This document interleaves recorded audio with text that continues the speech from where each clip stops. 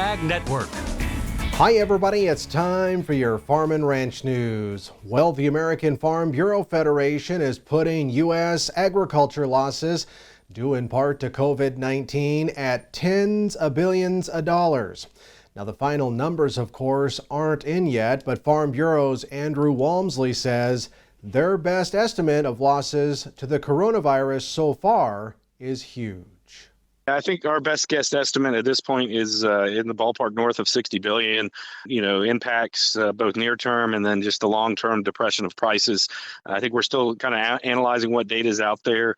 But yeah, I think we're comfortable saying north of 60 billion has definitely been a negative impact to agriculture. Of course, sign up is underway for the $16 billion Coronavirus Food Assistance Program, or CFAP.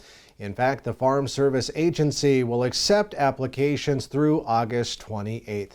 Get more details on how to apply for CFAP by contacting your local FSA office or by visiting farmers.gov/CFAP online. Well, stay with us. We'll have more ag news right after this.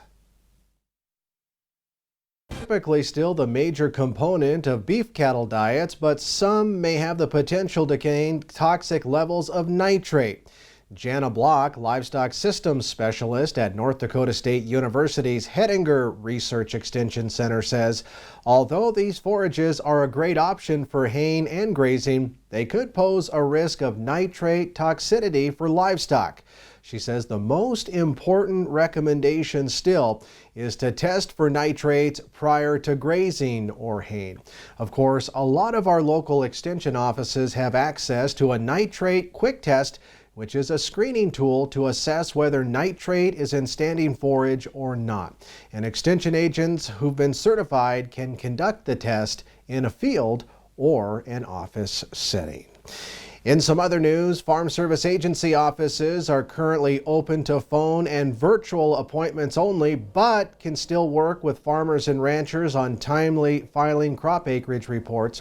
It's important because the deadline for acreage certification is July 15th and applies to crops like spring alfalfa seed, CRP, perennial forage not covered by the non-insured crop disaster assistance program, annually spring seeded crops, and any other crop not reported by a previous deadline.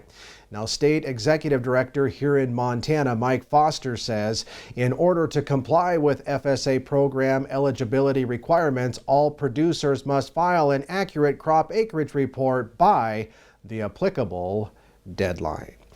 And finally today, the EPA says farmers and applicators who possessed one of 3 dicamba herbicides on June 3rd can still use those products through July 31st. That guidance follows a court decision last week vacating the registrations of one each for Bayer, BASF, and Corteva. Distribution or sale of these 3 herbicides is prohibited except for ensuring proper disposal or return to the registrant. Now, while the guidance from the EPA allows farmers to utilize dicamba on crops already planted this year, the future for dicamba as a whole is uncertain as of right now. Well, that's a look at your Farm and Ranch News. Have a great day.